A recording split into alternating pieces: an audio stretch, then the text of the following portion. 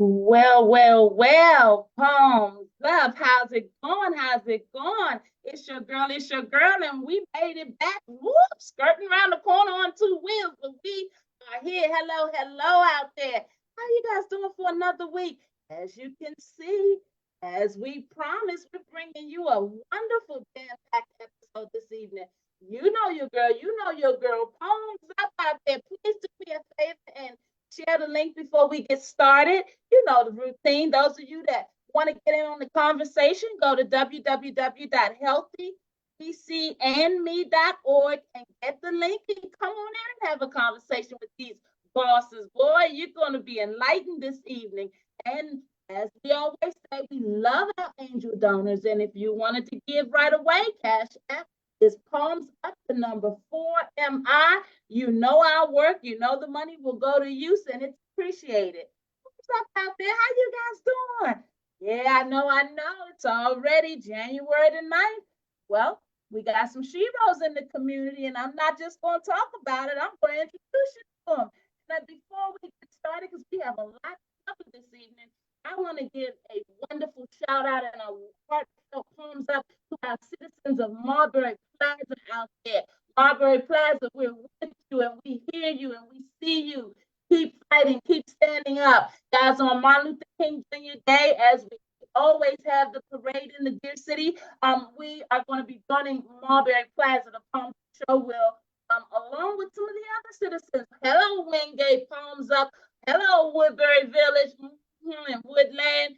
We see you, Chesapeake, out there. All right, all right. Those are all the wonderful communities that Palms Up Show and the Healthy DCME Leadership Organization helping to advocate for justice in their housing, guys. And it is hard to step up and speak up. So we support these wonderful sisters, and there are presidents and vice presidents of their tenant associations that are pulling together. So if you yourself out there are living in a community and you're just feeling stressed, we understand from a mental wellness standpoint, if housing isn't stabilized, then how in the world can anything else be stable in your living? We want you to know that it's okay to speak out, and there are others that are doing just that. Palms up, guys out there. We appreciate you. All right, without any further ado, what I want to introduce you to a beautiful soul and ask her if she will unmute. Miss Janae Singletary is a life coach, and Miss Janae is coming to the program as a result of my creative director, Mr. Nate Wheeler. And Nate reached out and said, "Hey, Rhonda, Janae is a powerhouse, got a testimony, and we would love to bring her to the platform." So, Janae, welcome, and how are you? I'm doing wonderful. How are you? I'm doing just fine. We've got three guests this evening, and we want to make sure that we give everybody their just and their flowers. So, would you help us understand what it is that you do and why it is that you do it, and anything else that you'd like for us to understand this evening? Well, my name again is Janae Singletary, and as you've already stated, I am a life coach. Actually, your newest upcoming life coach. I have been at it since I'm gonna say about 6 months now. It's been a journey, uphill journey for me, something I've been enjoying. Um, and You said what was the other question? You said what I'm doing. You said that you were a life coach. You were confirming that. How is it that it came to be that you are a life coach? And what is it about being a life coach that you'd like us to understand that makes it rewarding or not? Well, so as my mission as a life coach, I will say my mission and my goal is basically to encourage and influence women specifically to discover themselves and pretty much understand what it is that they desire and their goals and anything that would make them happy or reach that happiest point in their life and pretty much keep them happy. What brought me here was pretty much my own mental health, going through depression and anxiety myself, and really not understanding myself, not understanding what my desires were. After going through therapy and having a life coach of my own, I discovered what path I wanted to take. And here I am. I've discovered that the biggest goal or the biggest lesson in whatever I went through was teaching someone else. that's like the biggest, accomplishment for me, is teaching someone else to get the same level of happiness and joy that I have reached. So that is literally my mission, and that's how I got here. That's so awesome. It's so interesting that you are able to demonstrate the positivity of recognizing your own mental challenges and adjustments needing to be made. And then also understanding that finding your purpose, which is really what having a coach is about. Someone to help you kind of guide through, the rough times or even just the times when you.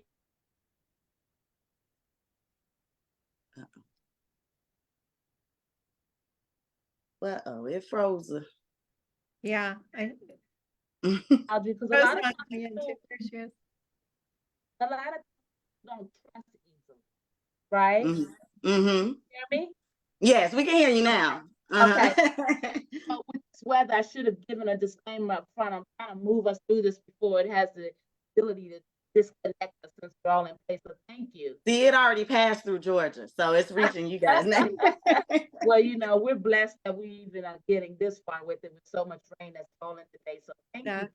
Thank you, audience. I'm going to ask you to be patient with us. We want to hear from all of these beautiful women. Janae, thank you for your patience. Talk to me a little bit about in your process. What I was going to say was that trust is so huge. We know that, as we're often speaking and preaching, mental health has layers, and it's about the personal journey. And a lot of times, if you're not able to find that good relationship in a therapist or in a doctor, sometimes you're not able to really, delve into all of the realities about yourself that it takes to be able to find that stability or that healthy outcome. For you, how were you able, you think, to trust and then turn around and put yourself in a position where people have to trust you and open up? So the biggest thing for me, well, the first person I had to trust was my therapist. And honestly, reaching out to her and her just, listening to my story and not judging me, that was like the biggest thing. Yeah. And then once I started discovering what journey I wanted to take, I started thinking about, because it's like, okay, I want to become a life coach, but how? I didn't know the process. I didn't know anything. So I had to think back, and I'm like, oh, wait a minute, there's this lady that I follow on YouTube. She's a life coach herself, and I had went back, started watching her videos. And when she said in her video that the biggest thing for her, because she was she was not certified she just got certified, and she's been a life coach for about 15 years now. And so for all that time, she wasn't certified. And she said that the biggest lesson for her, the biggest portray of her abilities as a life coach was living the life that she is preaching. So, she teaches us those things. So my biggest thing that I try to portray on my social media, just, in my everyday life towards my children and everything, is just to be this person that I'm preaching to everybody else. Be this person that that you want to be, not the person I want you to be, the person that you want to be. That's the person that I am, so so, I wound up trusting my life coach because of that. And so for me, I expect the ones that do listen to me and love the energy that I give will wind up trusting me the same, to want to listen to me some more and invest in my programs that I'm creating. Well, we're going to get to that. I appreciate that. It's just a lot of times, we come on and we just assume that folks are going to buy in, and then we start talking about how to get in touch and how to do this. First, it's important to get to know who you are and whether or not you might be someone, or if you, and not that you can figure that out in a 5 or 15-minute exchange, but at least for most people, it opens the door. And what I've learned coming from a background in sales before all of this community work that we do is that people generally do business with people they like and respect. And you know about that, right? Mm-hmm. So let's go ahead and delve in. How long have you been doing life coach? How long have you been a life coach, I should say? So I've literally just been in this for about 6 months. I actually started off, like I said, within this coaching program, just going and following behind everything that she's guided me to do. And then I started off by doing green juice and journal videos. So every morning, Monday through Friday, I post a journal topic because I've discovered that journaling is really what kind of helped me discover myself, just writing things down. So I try to encourage people every morning to, reach into one of my journal topics and, just, think about it at least, even if they don't write it. So I started off with that, and then I started developing more of, you know, my vision for what I wanted my programs, what my coaching to be about, and then, you know, my highlight programs and things like that. So now I'm at this point where I'm creating the program and just ready to start bringing in people and having them apply and things like that. I just did, you know, what you were just saying about letting people get to know you. So before today, my mission was to actually put out my first YouTube video, which I did today. And in the video, it's just an introduction of myself. I really wanted people to know who I am and why I'm doing this, you know, and know a little bit about my story. I'm very open and honest about, you know, where I come from and how I got here. So I'm hoping that at least my story can motivate somebody itself. So I'm sure that it will. And since we're here, it's a perfect segue. Where would people go to see that video? I actually can put the link in the comments. Oh, that'd be wonderful. And then what we'll do is we'll make sure we on our Palms Up page, we always archive the show so that folks that miss it, we have our loyal viewers Palms Up. We can make sure that they can have that link so that they'll know where to go and see your video. So guys, if you are not able to see the video until later, or if not get the link, you can get it on the Palms Up page for healthydcme.org. Now, you say you've been doing it for about 6 months. We generally set goals, right? So for you, what would be a short-term goal, long-term goal as you move forward in your own mental wellness and the reality of helping others and what that may bring on? So I actually, it's funny that you asked me that question because I just went off the list of my 3 biggest goals of this year to my mother this morning. Awesome. I was talking to her about it. I was like, she was like, so what are you trying to do? And I'm like, well, Mom, honestly, my biggest goal within this time frame, I would say within the next few months, is to get my first initial program out there. Also get some short programs out there, some small guides and things like that for people, you know, because my goal isn't to soak up everybody's money. My goal is really to help somebody. So I want to get videos, more videos, things like that out. I also am creating my own guided journal book. So I really want people to be able to have something in their hands or on the computer, whichever one you choose, and be able to like journal and guide yourself through the way that I did, you know, because within my journey, I didn't only journal, I did art. I did little things that kind of distracted my mind and helped me develop some of my passions and my visions. So I really want to be able to put that out there. And then the third thing is I would like to join some type of group of women where I'm able to, you know, kind of connect with women and also allow women to connect with me. I've kind of pretty much been in my shell in my home, kind of growing pretty much, you know. So for the past year and a half, as I've been climbing this hill, you know, to just healthiness, mental health, I've been in my home, you know, raising my kids and just kind of minding my business. And also I'm a cake artist, so I've been at home caking and things like that. I saw that. That's pretty awesome. You touched on so much there. I love that you journal. I love that that's a part of the process. One of the things that's one of the keys to the programs across the board that we have, because a lot of times from a mental wellness standpoint, it helps to be able to get it out. And sometimes folks that can't say it can definitely write it. You also talked about your cake making. You just recently talked about that. But more importantly, you were talking about your projects that are coming up. You are Janae Singletary on Facebook, Jenne Singletary. Are you on any other social media platforms? Yes, ma'am, and they all are the same. So you have, you know, Janae Singletary on Facebook, you have Janae Singletary on TikTok, and now, excuse me, on YouTube, you have Janae Singletary as well, at Janae Singletary at all of them. On Instagram, I am still Jenny T 1020, but I'll go ahead and put that all in the put that in the chat as well. Yeah, right. So that it'll be easy for people to just kind of click on it and go ahead and go from there. I'd love for people to come and just join the discussion, you know, really just join the discussion, because my community is growing and I'm loving it. And I just, you know. I like that. I like that. Now, before we let you get out of here, we're gonna definitely make sure to get the links posted. But help us understand, you know, to some of our generation, this is a new thing, a life coach, you know, kind of right along the lines of a personal trainer, all these, new things that we have to keep these human guides intact. Is that a businesswoman or an old school understanding, or just not someone that's found their way to the understanding of the need for a life coach?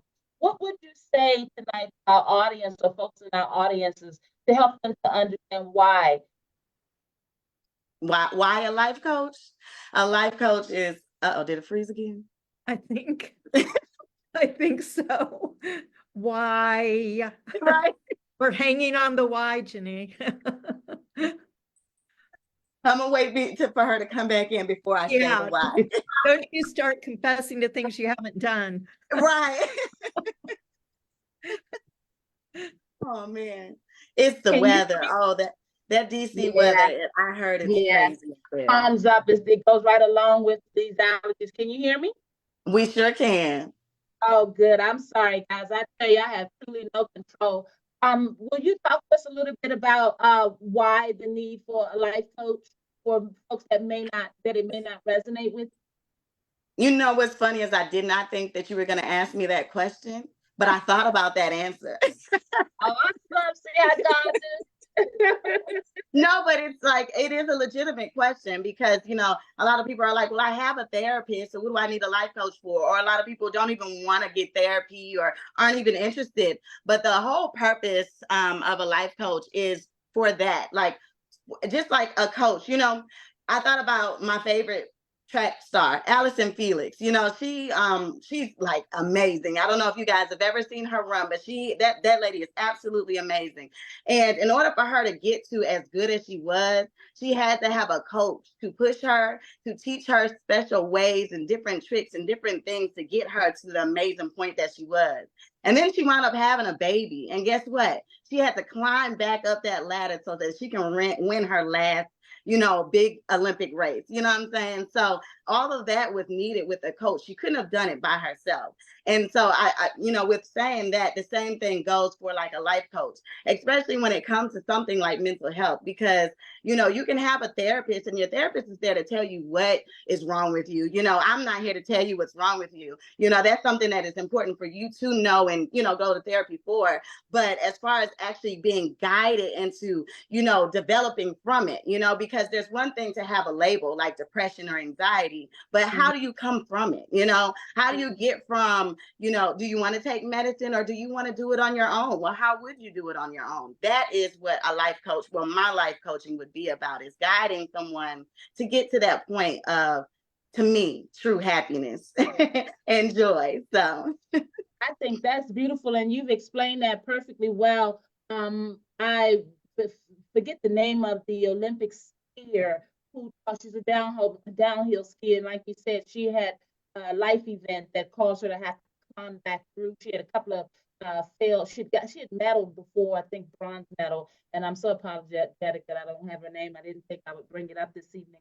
But what stood with me was how she talked about having to go back out there and medal and being really afraid, and a lot of the things, finding out that it was more psychological than it was physical. She said once her medical doctor had cleared her physically, she realized that there was something that was holding her back. And so I make that point to my viewers out there to understand that there are things in our lives that we want to accomplish, and sometimes we're just not realizing what it is that's holding us back or why we're not achieving it.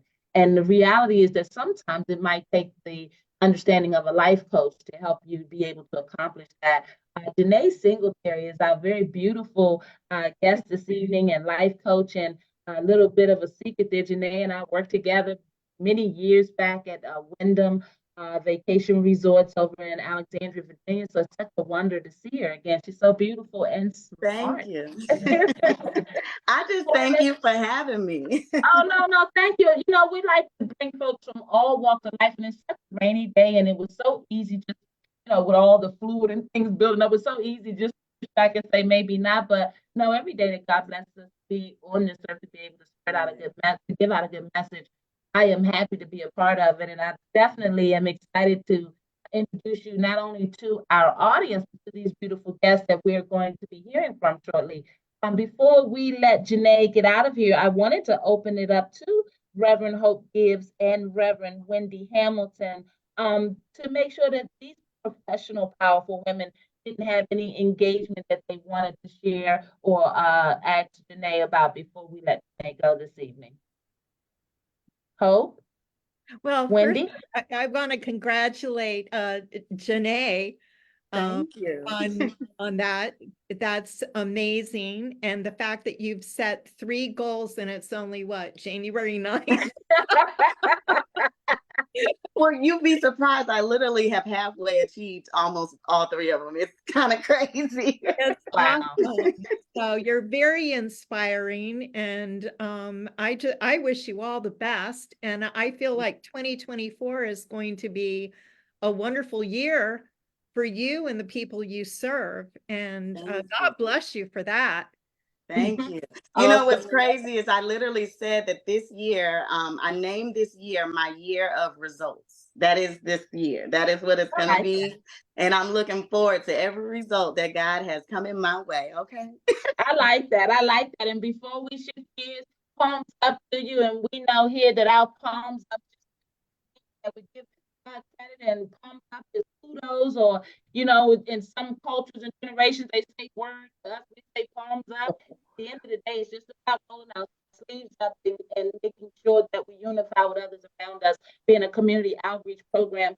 So I want to thank you and send you a hearty-felt palms up and let you know that we appreciate you and we see your wonderful glow. That's what I wanted to say, if you don't mind, Sister Rhonda. You please. are you are literally emanating light, um, Yes. and it really is. I mean, maybe it's the lighting in your room. Well, I've heard But this. You're not the first person but that's ever said this. So it is enhancing such a light in you that continues to even brighten as you talk. Like oh, as thank you you. talk a little bit more about what brought you here and telling your path to Passion. actually arriving Yeah. at this place of deciding to become a life coach. And so my only words to you are keep shining, sis. Keep Oh, shining. thank you. You're doing it. Thank you so much. Very Hey, good. Jeanette, thumbs up to you. And please don't be a stranger over here. I know that there's a story behind your journey. So you're 6 months in, so maybe a little bit more. Come back and circle back, and we'll find out about the growth and where you are. And please keep us in mind for any, as we will you as well, for any collaborations that we might be able to support you in your efforts as you continue to grow. I'd love to be able to greet your circle of women. I've been stomping all over DC talking about this, where our daughters of the city at. Well, you can actually meet some of my circle. I forgot to mention, I do have a Okay. group that I have been building. I have over 700 women that have joined this group so far, and I'm just amazed at how this has happened. But it's called Black Girls Do Journal. And within this group, I just kind of build the discussion especially within the Black community, within women, because what they say, we're so angry, the statistics behind us, and us not really being able to get out our feelings and what's really going on in our head. So within this group, I'm so excited because these women come in here and they answer these questions, and it's just so much joy. So that's another thing. So you can definitely come over and see that. I definitely will be keeping an eye on you, and I will definitely come and speak to women. Ladies and gentlemen, if you would please join me again. Palms up, Janae. Thanks for what you're doing. Thank Good luck you. with everything. Most importantly, kudos to you for being responsible about your mental health and building for others. Janae Singletary is how you reach our guests, and you can reach her on Facebook and many of the other social media platforms in the same manner. JENNE, Janae Singletary. Thumbs up, Janae. Thank you. Palms up out there. We started the show a little different, a little rush. We didn't say that. February 29th, we're rallying the Congress for our dialysis folks and outreach. www.mitv.fyi. Yes, yes, yes.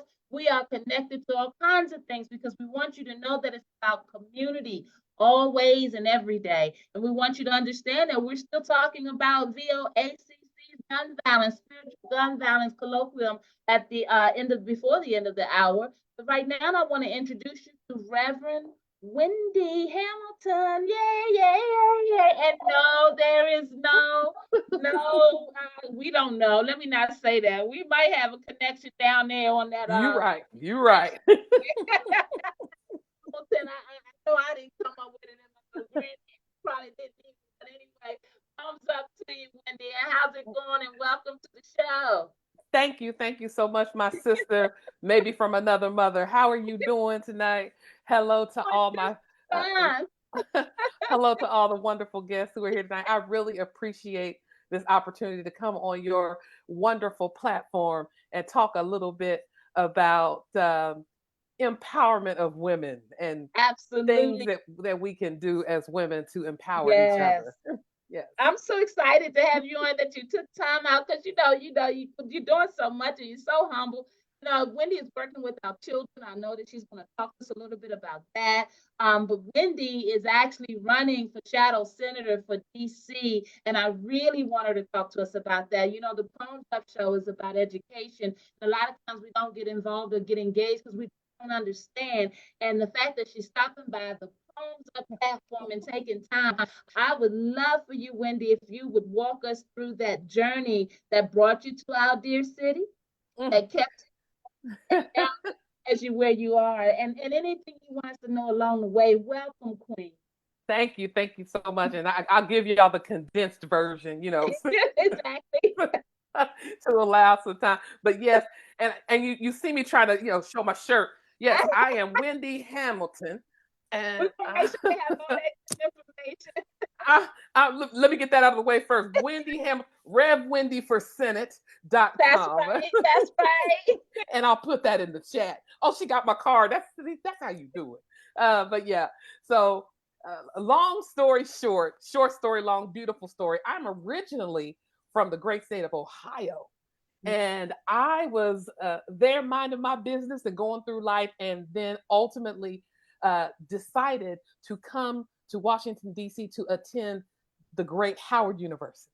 Came here on scholarship, early childhood education major, fell in love with Washington, D.C., and been here ever since.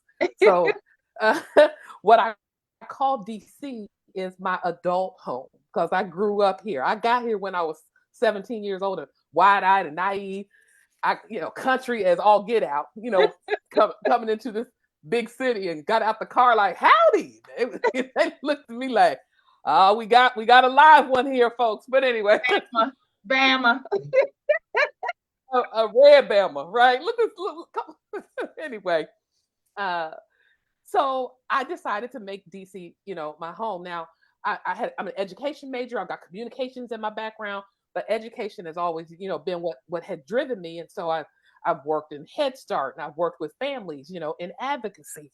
Well, somewhere along the way, when you suffer some losses and different things that happen in your life, you start to take a pause and evaluate, figure out, what's my life meaning? What my mother passed away. I found out I was pregnant like a couple of months after she passed away. The father of my child decided he didn't want to be a father. So, all of these things converged. And I said, well, what am I going to do? And I had a lot of religious cousins, right? They said, well, try Jesus. I said, look, I'll try anything at this point. And so that's essentially I love that. What led me. Really a palms up moment. I'm just being real. So that's what led me to my life of faith, to salvation. And so that's been sort of the track of my life. It's education, it's communication, it's public service, and it's ministry. And I found that all of those converge together in opportunities for me to participate in social justice advocacy. Looking out for the least of these, taking care of the poor and the sick and the downtrodden, those that don't have, making sure that I'm reaching back to lift up. And, that's just a part of my passion. That's just a part of my DNA. And I say that because to find myself running for office, that was not on my bingo life card. I understand. I was busy, like I said, teaching and doing my my communications thing, but ultimately I've always had an interest in like current events and what's happening in the city. So I started kind of helping out local campaigns, and feeling like there was a way for me. Public services is a form of ministry. Because when you think about it, for those who are Christian who might be listening, Jesus was a servant, was a public servant. Yes, there was a divine, aspect of who Jesus was, but then there was a very human, very humble, serving side, and there was also a side that didn't put up with injustice, and that there was a Jesus that flipped over tables when he went into temples and Burned saw whole towns. that Absolutely. I follow him because Yeah. I might come in meek and mild and how's everybody doing and praise the Lord. But if I see somebody being treated right, I'm flipping the table. Amen. So so that's kind of what I feel like politics, does in many ways. And over the last few years, I have just gotten this sense that there is a need, particularly here in Washington and in on the Congress and national level, for a moral renaissance. Oh, wow. There's that word moral. Something's missing, Mhm. and genuine people who are actually there to serve, servant leaders who are there, and I believe that's who God has called me to be, and so that has ultimately led me to not only helping out with other local campaigns, but 2 years ago deciding to run for office myself. And so once someone had asked me, well, are you going to run as Reverend Wendy? Some people have issues around faith, and I said I can't separate who I am, from what I do. And so if I'm going to run authentically, that is the way that I'm going to run. So about 2 years ago, I ran for our U.S. House role here in D.C. We have a delegate role Is in that the House of Representatives. Eleanor Norton's route? That would be, well, now see, here you go, because a lot of people know Eleanor Holmes Norton, and I have all due respect for Delegate Norton. But like I said to people, I wasn't running against Eleanor. I was running for DC. I was running for our city. She's done a wonderful job, but at some point, I believed it was time for us to start to think about moving forward and what we needed to do. And for those who aren't familiar with the statehood issue and movement, DC is not a state yet. So that's a deep passion of mine, because I feel like that's an injustice that we have 700,000 residents here who don't have a voice in Congress. We have more population than two other states, Wyoming and Vermont, and yet we have no representation in Congress. Eleanor Holmes Norton is there. She can write bills, she can speak from the floor, but she can't even vote on the bills she writes. Right. That's So, right. you have to help me understand why we, as the nation's capital and tax-paying citizens paying higher taxes than 33 other states, yet we have to submit our budget to Congress to get it approved. No, that's not going to work. That sounds like injustice to me. That's Yeah. in a majority Black or brown city, there seems to be some reason why you all don't want to do right by us. So statehood is a racial justice issue. It's a voting rights issue. There's a lot of things tied up in why we haven't been made a state yet. And so the shadow city role that I am currently running for is just that. It's the answer to the lack of statehood that we have. We've got House position, which is Eleanor, and then we established 2 Senate seats, because when we become a state, we will have 2 Senate seats. But until we have statehood, they're considered shadow roles, which means they're locally elected. But our one primary job is to advocate for statehood so that we can come out of the shadow and actually assume the senator role. So for me, Wow. it's just an opportunity to continue to fight against and raise my voice and bring my moral fortitude and my righteous indignation to this injustice that continues on the Hill as it pertains to the residents of Washington, D.C. Well, you know what? Palms up to you, Queen, just to be able to articulate that as well as you did, in order that others might understand why you would passionately be drawn in that direction. I thank you for that. And in a minute, we're going to help folks understand how they can get in touch with you, how they can donate to your campaign. Because one of the things that's interesting is that the district has the the Fair Elections program, where they are encouraging candidates to get smaller donations from citizens, but you are not able to participate in that. Do I understand that to be Yeah, so correct? that is correct. The what DC implemented in 2020 what's known as a fair elections matching program. So what that Mhm. means is residents can give up to $50 and the city will match it times 5. So Mhm. if someone gives a $50 donation, it becomes a $250 donation. And the Mm. reason why they created that particular program was so that um, more regular people like you and I could run for office, because it takes a lot of money, and it also takes a lot of energy, and this show is also about mental health and being I'm so mindful about the stressors that are involved absolutely. in politics. Let me tell you, it's not for the faint of heart running for office. But the fair elections program was established to say, okay, you may not have thousands of dollars set aside to invest in a campaign, but if you can get 50 of your friends to donate $50 to you, then suddenly you've got $100,000, because Mm. they're going to Mm. multiply it by Match. 5. Here's the Absolutely. thing, Absolutely. that only applies to the local mayor, city Mhm. council. It does not apply to the The federal federal. roles of Wow. senator or house Wow. delegate. So we got to Wow. get it from the mud, like Look, like like the regular mud. So I like so that. Get it from the mud. yeah, so anyone that would like to, provide a donation, $1, $10, but that also demonstrates the power of the people. This truly is a grassroots funded campaign. That Okay. this I don't accept big money from corporations and things like. Well, nobody's going to own me anyway. I am my own woman. I belong to God. So you could throw all kinds of money at me if you want to, and think that somehow it's going to have some influence and your feelings are going to get real hurt. Amen.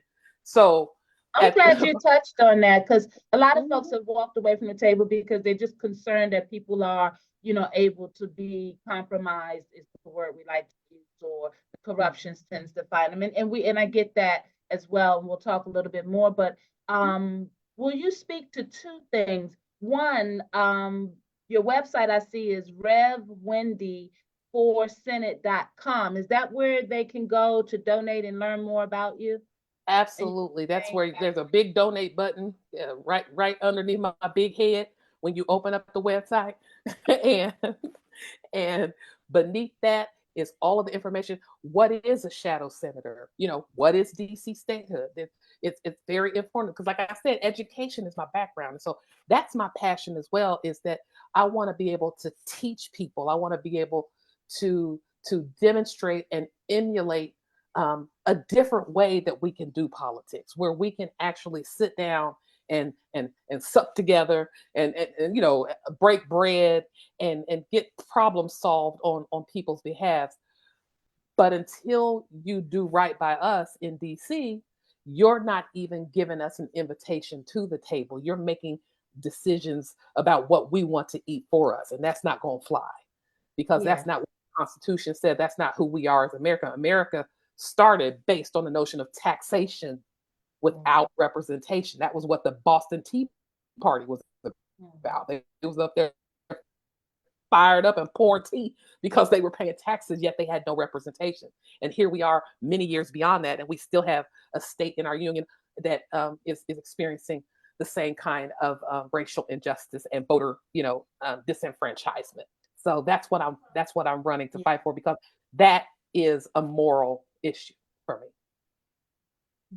It's interesting. I would imagine that I'm going to ask the question that many people may be asking that are watching. When it comes to statehood, we rallied, and Eleanor Norton, Congresswoman Eleanor Norton, forgive me, rallied us around the idea that, we're going to get it this time. We felt closer than we ever had, as some of the language that was out there. And we even got the flags and, the shirts and the stars, and, we were all set for it, but obviously it still Yeah, can happen. And there yeah, are yeah. many that don't think that it will happen. Will you kind of summarize why it is that you keep the candle burning for that, and why you believe it's something that could be achieved? And what are the things you think that is holding us back, thus far from having achieved it?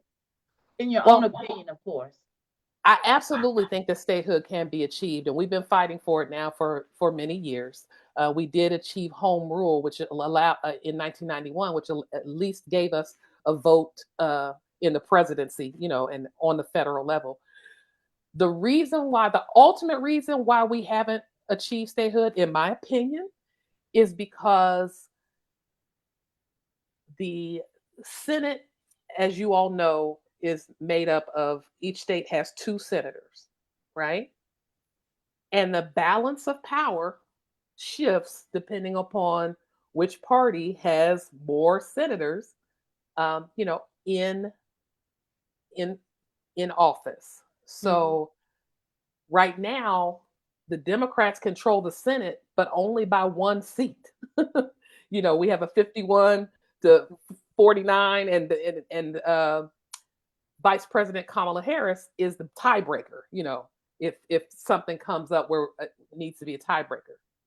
If we were to get 2 more Democratic Senate seats, which is what they believe would happen if we give DC statehood, well, then guess what? The Democrats take control of the Senate, and they got to check for the Republicans and ask them for nothing, because over the years, conversations where we want to pass certain things and there's compromises that are made on both sides. Well, the nature of our politics now is we're on our side and we're on our side. And you can't even get any reasonable folks in the middle to sit down and say, okay, for the sake of what we're working to do here, can we put our politics aside and vote together, and have a bipartisan decision? But as you can see, in the last few years, even common sense stuff, they don't seem to be able to come together and vote on. So ultimately, one party or another is going to have to get a majority of the seats probably for them to get anything done. And the Republicans have been in control of the Senate, and they have always said, I don't care if y'all pass a statehood bill in the House, when it comes to the Senate, it's dead on arrival, because we are not going to let DC get 2 more senators and take control and have a majority in the Senate. So from a mechanical standpoint, that's why statehood hasn't happened. On the other side, how will it happen and can it happen? Because people say that too, like, well, will it ever happen? We've been having all these rallies and things like that. I do believe that, and that's why I continue to fight for it, because as I said earlier, it's like a voting rights issue. What I think is missing, and what will help get it further along and closer to the finish line, is more involvement from the voices of the citizens of DC. We've got a lot of organizations and advocates. Whenever we have these rallies, I was going to all of them, but I was looking around, I kept seeing the same folks. And I'm like, where people at? Anytime you're trying to make big change like this, you have to have a buy-in and a consensus of the people, not just the usual suspect. The government doesn't sit back and say, you know what? Statehood is the right thing to do. We should just go ahead and just give it. They didn't do that with voting rights. They didn't do that with civil rights. People had to get in the street, and we had to march, and we had to almost down there shame them into doing the right thing.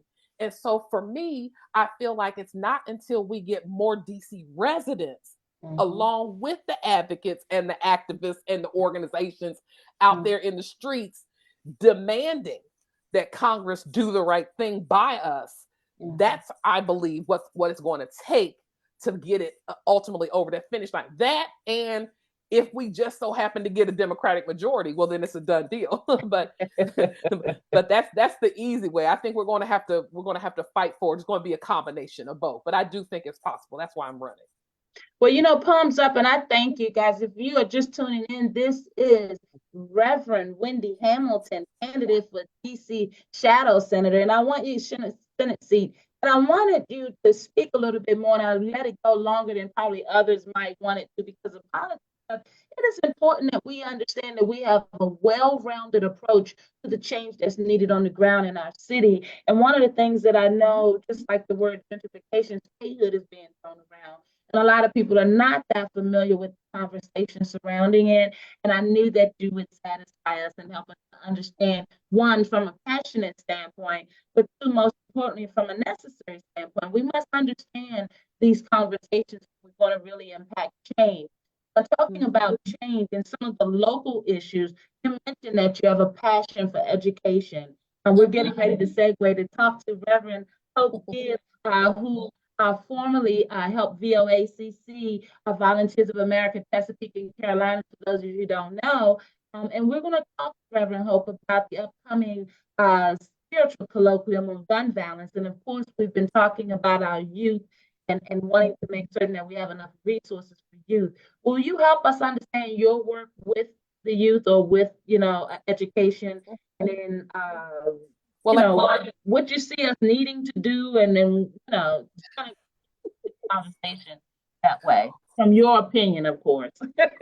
Segueing, and I, from a political standpoint, that's another reason why I want to be up there so that I can impact and speak to the policies that are being talked about and argued about. Because what I'm finding, even when it comes to educational policy, a lot of the people who are setting policy have not set foot in a school. And so having worked and continuing to work, so my day job, I'm a part-time pastor right now, part-time transitional pastor at Metropolitan Community Church here in DC, helping one of our churches to go through a transitional period. So I'm part-time pastoring, but my day job is an attendance and truancy counselor in DC public schools. So, and that's ministry too, by the way. You know, everything, I'm just letting you know, that's an extension of ministry. All ministry doesn't happen behind a pulpit. You know, it happens out. And so I'm literally working every day with families whose students are truant, who, are on the margins, who are struggling because of obstacles, who are needing to withdraw from school and relocate because of domestic violence issue, mental health issues, lots of death happening now. I've buried 4 of my kids, just through gun violence. We just had an anniversary, one of my babies, 13 years old, that was, shot and killed last year. And so that's why I say this is ministry for me. And this is really, this work and being in the families is what endeared me to DC, because when you're working in a school, you get everything. You learn from the staff to the teachers to the families. You have to learn the dynamics of what's happening, with our kids. That's right. Yeah, and so, like I said, when I see people sitting up, and this ties into statehood, but just to give people an example, you've got senators like Ted Cruz. Y'all all heard of that dude, right? From Texas, anyway. He submitted a bill 2 years ago he wanted to ban CRT, was it? Critical race theory. Remember, they were going off all about critical race theory. He introduced a bill in Congress to ban critical race theory teaching in DC public schools. Now, first of all, sir, critical race theory isn't taught on the secondary or elementary, education levels. But also, sir, you are the senator from Texas. Why are you worried about what is being taught or not taught in DC public schools? Well, I'm gonna stop you right there. Let it go as long as I could, but I tell you, we could do this all night. Palms out. Sorry. The whole point. No, you don't have to apologize. And you can imagine my position as the host of a wonderful, program. Mental health transcends all households and understandings, and so I love that we have these conversations that allows us to keep the juices flowing, right? Because so quiet. I don't understand why in a town where people living with what they're living with crime being what it is, and my heart goes out to the businesses. I'm a fellow small businesswoman that have to pack up and leave because they just feel like we don't have a proper balance of things, and this is affecting someone's livelihood. And so we all have the ability, or should have the ability, to have a standard in our living. Right. And so with these things that you talk about, they're so important. And obviously, banning something I feel personally about in terms of the critical race theory, you feel like there are other motivations there. But the reality is that we want to be able to make sure that as a society, that we learn how to agree to disagree, and that just as he thought that he was justified in doing that there are parents, activists, folks doctors, yourself, Right. school officials, medical professional, everyone else is rallying to say, hey, look here, this is why this is no good. One of the things that I'm constantly looking at from a mental health standpoint is that, I saw who was it, Huffington Post said that racial discrimination is a mental health crisis, right? And so when you put it in that perspective, it kind of forces people to have a conversation on a different level, because you just have to ask yourself in 2024, what would be the motivation behind those types of decisions and things? But more importantly, we've got to motivate our citizens to come out and have more conversations. Exactly right. Quiet. We're behind doors. We're looking at it on the 5 o'clock news, which, this carjacking, this gun violence. Hey, Reverend Wendy Hamilton, running for DC Shadow Senator. We could keep this conversation going on and on. I appreciate you for continuing to lead the charge. I look forward to joining you on the ground, because we can't have enough folks that are advocating for change in our dear city when we see the things that are happening as they are. Thank you for your work with our children, especially with truancy, right? And we're hoping that over there at Metropolitan Community Church of Washington, that you all are going to be able to help us pull off something wonderful on March the 9th this year. I understand you are a member of Metropolitan, and it was wonderful to link you with Chaplain Jules. I thank you for coming to the platform. Is there, could you please help us understand any social media for you, or any special message you think we need to understand? And more importantly, when is your election? Well, that was the last thing I was going to say when you asked about the schools and I was talking about the Ted Cruz situation. Is I want to be a voice. I think my work in the schools and on the ground and with DC is the authentic voice that I can take to the table and push back on some of these decisions that are being made. You can't make a decision about the school. You haven't set foot in there. I have. Let me tell you who you're trying to make decisions on behalf of. Let me tell you their story. Maybe you can be more compassionate about, the way we set policy for schools when you talk to people who've actually had some experience in there. So that's my hope. You can find me at RevWendyForSenate.com. That's where I am housed on my website. And then I am on all social media, as you have to be these days when you're running for a campaign, at Rev Wendy Hamilton. So I'm on Facebook, Instagram, LinkedIn, Twitter or X or whatever it is this week. TikTok, they got me dancing on TikTok. And you're doing well too, they tell me. And all of those are Rev Wendy Hamilton. So please, follow me, spread the word, share, repost, all of those things. Help a sister out. Like I said, hopefully my heart has come through. I love DC. I feel like this is partly, a call on my life in this moment. The primary is June the 4th. So, but mail-in ballots, we are automatic mail-in ballot here in DC. So they're going to mail everybody a ballot April 29th. And so you can either fill out your mail-in ballot or wait until June 4th. Some folks like, I ain't trusting the mail. I need to put my ballot in the box, so that'll be on awesome. June and 4th. Folks that want to volunteer, should they come in through your Rev Wendy for Senate? Absolutely. Okay, yes, absolutely. Great. Hey guys, join me in giving a heartfelt palms up to Rev Wendy for Senate. Hey, she's a powerhouse, guys. I hope you have enjoyed her as much as I have. Hey, Reverend Wendy, we're going to continue to follow your campaign, and you and I will be talking, and I'll be keeping in touch. But we wish you a wonderful and a hearty campaign, and we love your heart did come through to answer your question. So keep it right where you got it. We're looking for authentic representations down there. And so I'm hoping that folks will be encouraged to reach out to you and ask you some questions and get involved in your campaign so that we have more soldiers on the street. Guys, I want you to know that it's okay to be emotional about things, but take those emotions and channel it and do something as boss as Reverend Wendy did, and put your money where your mouth is and come out here and represent our town, represent our families, represent our children. Palms up to you, Reverend Wendy, and thank you so much for taking time out to come to the platform. Again, that's Rev Wendy, R-E-V, Wendy, W-E-N-D-Y, for Senate, SENATE.com, Rev Wendy for Senate.com. Check her out, and we're going to archive this so you'll be able to go back to our Palms Up page and reach her in the future. Hey, Rev Wendy, I hope you'll hang out and while we talk to and introduce our Rev Hope Gibbs this evening. Yes, ma'am. I'm right here, ready to hear. Awesome. And before we usher Rev Hope Gibbs in officially, I want to give the ladies an opportunity. Danae and Hope, did you guys have any questions of our beautiful Rev Wendy as it relates to anything that we just spoke about? Her work with the children, her run for Senate, or just her love of DC coming here from Ohio?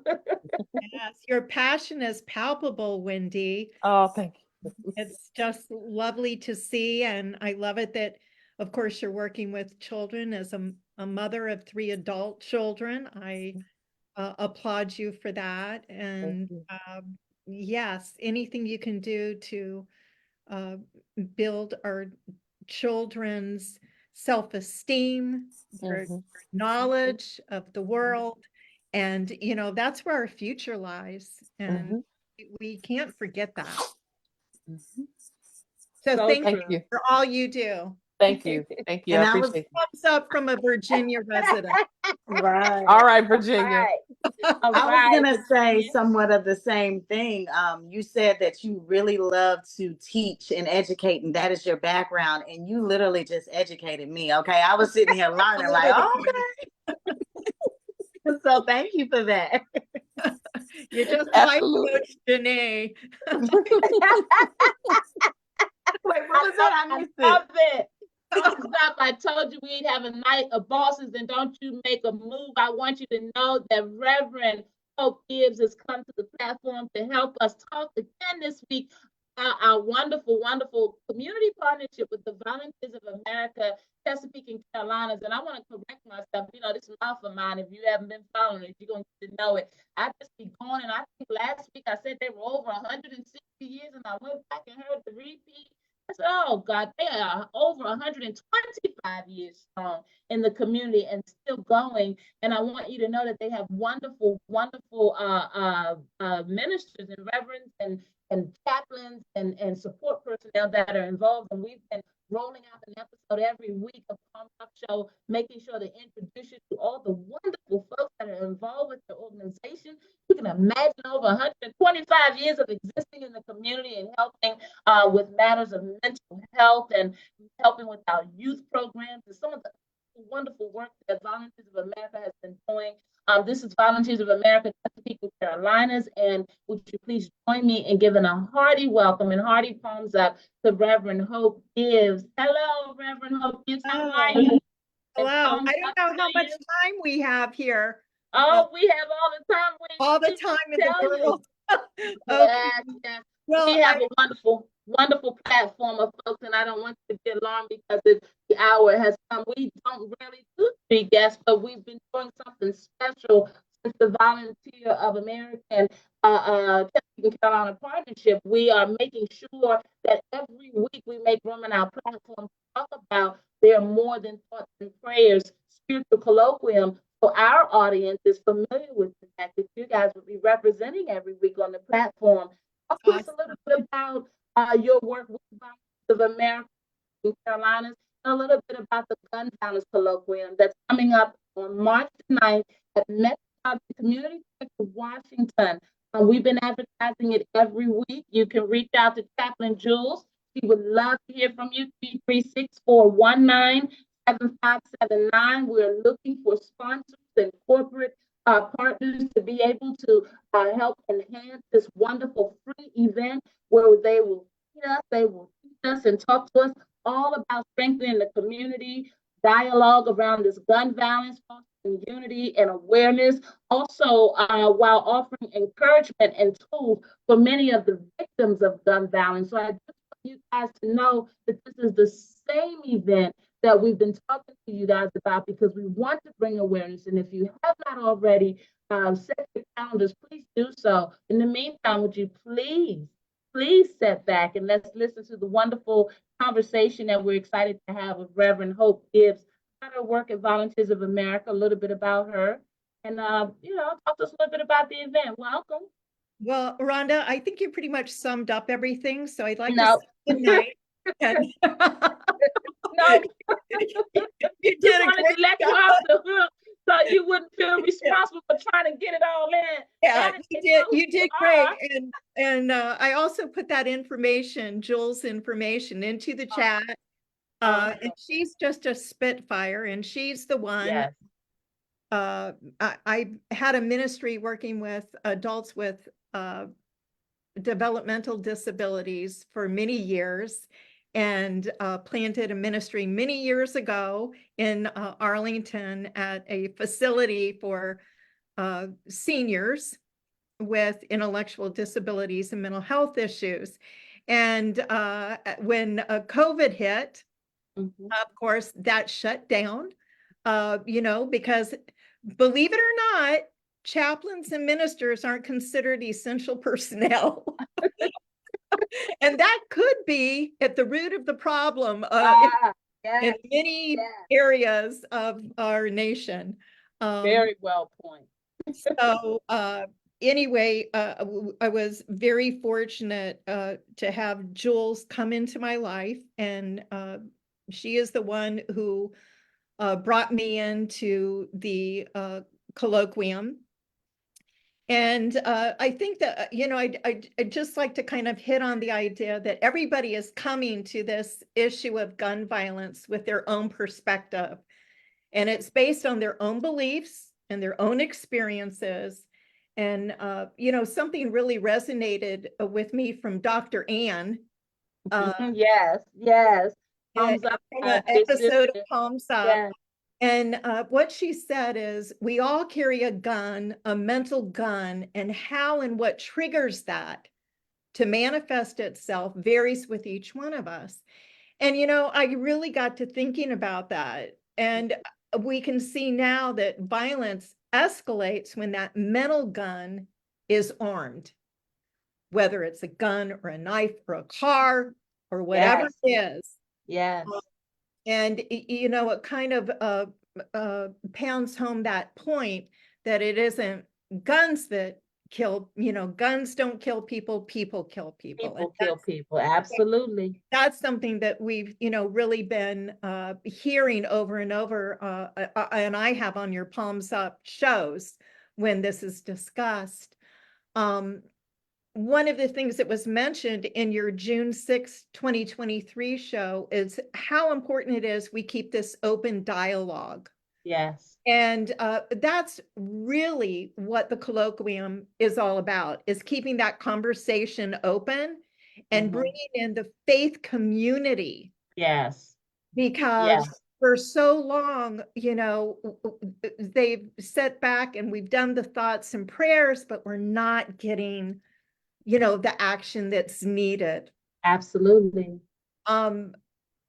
I started thinking about Hebrews, Rev Wendy, and let us consider how to stir up one another to love and good works. Hey. And I Thumbs up. kind of, it's so funny that that was dropped into my heart today, because between Janae and between Wendy and between Rhonda, I've seen all of these women that, you're out there stirring things up. Mhm. Stirring things up and doing good work. So, kudos to you. Palms up to you. Yes. Yes. And I, you as well. You I as think, well, Reverend Hope. Because folks don't know, I'm sorry, don't forget what you're going to say. I just want to put this out here. We had a moment before we started, and Reverend Hope had mentioned to me that she was formerly working with VOA. And by the time Wendy had come on, I had her retired. And so Wendy said, well, wait a minute. Is there a retirement program for us, Reverend? And so, and it was so funny because you never think about that. And of course, you're not on retirement, because here you are representing for them, and rightfully so. And so I just wanted to share that you must that's have a funny. passion for That's what you do. You must have a passion for what you do, because obviously you're not retired from them. Oh, well, thank you. That explains why Awesome. I'm exhausted. But I found this really interesting quote. I think that really goes with the idea behind this spiritual colloquium. And it comes from Christopher Hayes, who's a D. Wilson Moore professor of Old Testament and Ancient Near Eastern Studies at Fuller Theological Seminary. Mhm. He co-edited this book called God and Guns. Have y'all heard of that? No, but I'm gonna look it up. I'm in my earmark it. Rotting Guns. It's called The Okay. Bible Against American Gun Culture. Okay. But listen to this quote.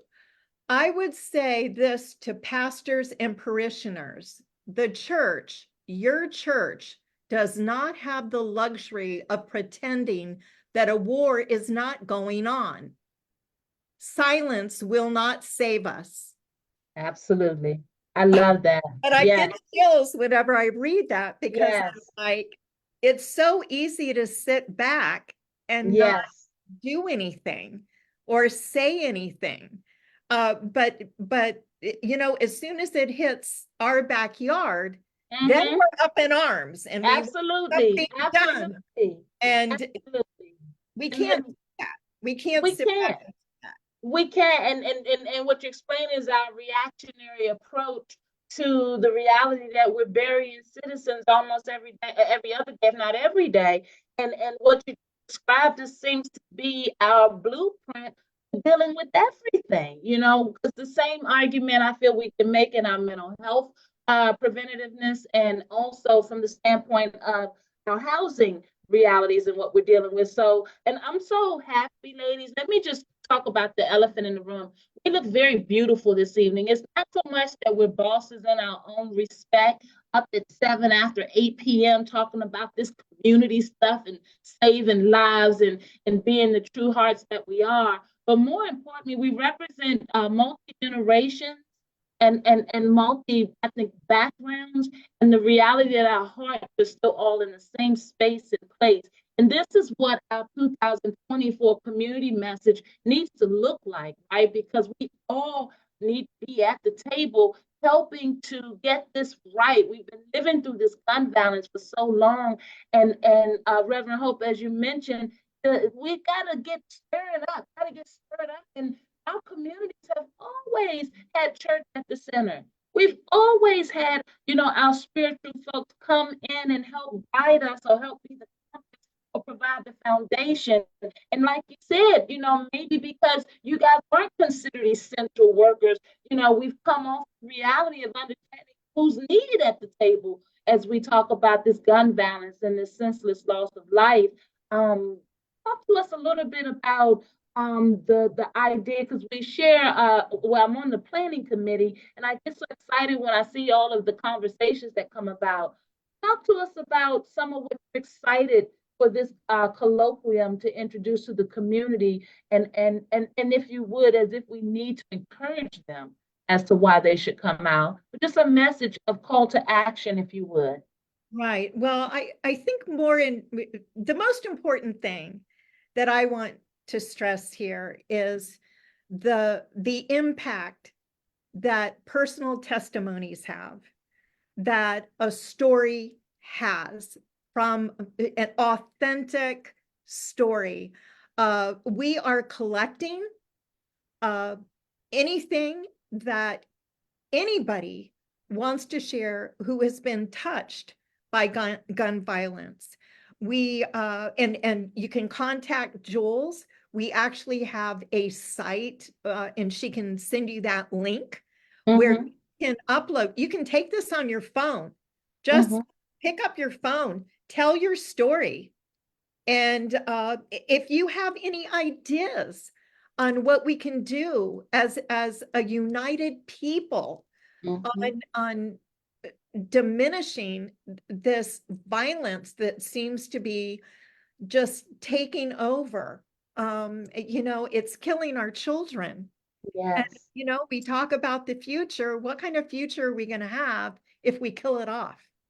So it's really important that we hear from you. And I would like to invite anybody and everybody that has been touched uh, by gun violence to please share your story. One of our first stories actually came from Mm-hmm. a very dear childhood friend of mine who just lost her son-in-law this just a few months ago. And she was very uh, eager and open to say, this has left her daughter with 3 children, and you know financially, this is a huge burden on everyone. I just don't think people realize the ripple effect this has when one person, one human being, it's a precious life, is taken away. That ripple effect on the family, on the community, on people outside of the community, the government, it affects everything. So, and honestly, I think Reverend Wendy probably knows more about what that impact is, both personally and professionally. That's correct, right, Wendy? That's exactly right. It's Yeah. personally, professionally, educationally, Yes. socially, and psychologically. Yeah, because it plays itself out. And one of the things that I really wanted to get through tonight to everyone out there, I did some good research on this, but in a study that was done by Swanson, McGinty, Faisal, and Mays, these researchers reported that media accounts of mass shootings by disturbed individuals galvanize public attention and reinforce popular belief that mental illness often results in violence. Epidemiologic studies show that the large majority of people with serious mental illness are never violent. Exactly. However, mental illness is strongly associated with an increased risk of suicide, which accounts for over half of U.S. firearms-related fatalities. Yes. And this is exactly what happened to my friend. That was what the son-in-law did. Veteran, PTSD, had access to an AK, know the number 47, 45, whatever. And that was that. So I think that's an important thing because I work with adults with intellectual disabilities, and believe me, the sweetest, kindest, most loving, many of them with serious mental health issues, and they are my family. And so I don't want gun violence always associated with people that are struggling with mental health issues. And Well, that's me. I want to say from a political standpoint that's actually a lot of that media wise is intentional, so as not to have to deal with the gun violence conversation. So if we can just say that any gun violence national thing that has happened is tied to a person's mental health, then the real conversations that we need to have about the flow of guns into and how many guns are accessible and things of that nature, and what bans we might need to put in place, that those conversations go away because it's just tucked very neatly underneath the blanket of, it must have been a mental health issue because only people who are experiencing mental health issues commit gun crimes. So right.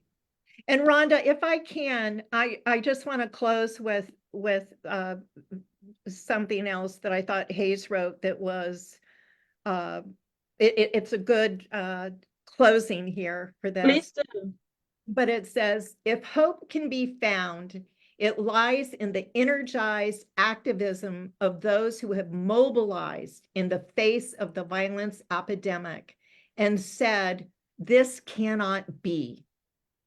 In December 2022, the Washington Post reported that 140 volunteers for the anti-gun group Moms Demand Action had won public office in recent months. Now that makes a hopeful statement. Yes. That's what I'll close with, Miss Rhonda. Wonderful, wonderful, wonderful, and palms up to you, Reverend Hope Gibbs. I was just visually, as you were saying that closing statement, I was just visually thinking about that. I think that you're right, that it's the activism that's going to help folks to find their voices and help folks to let their walls down and realize it's not by themselves. Guys, it is so important, as Reverend Hope mentioned, that we realize that not all gun violence is just about our youth, and not all gun violence is perpetrated as a result of what we're saying are mental illness realities. We've got to look at root causes, understanding beyond what's happening with these guns going off, because as both of our beautiful said, guns don't kill people, people kill people. And the reality is that when you have families that are struggling in their housing, when you have realities in the politics that don't allow for you to have access or the types of impact that you need to raise your living standards. A lot of times people are living in survival Poverty. things that they should not or would not otherwise do. And so it's so important to look at how all of this would be connected to some of the acts of violence that we're realizing in our communities, so that we can begin to have broader discussions, and so that we can make certain that we understand that everything that we should be doing right now should be to secure a safer, stronger, more foundation for our children, who will inherit all of the decision makings and the realities of what we're doing today. Ladies, I thank you all so very much. I know my palms up audience is like, okay, doing something new this year, but we only try to schedule when it makes sense and when it's available. And it was just awesome to be able to have all of your schedules coincide so that we could present you in this setting.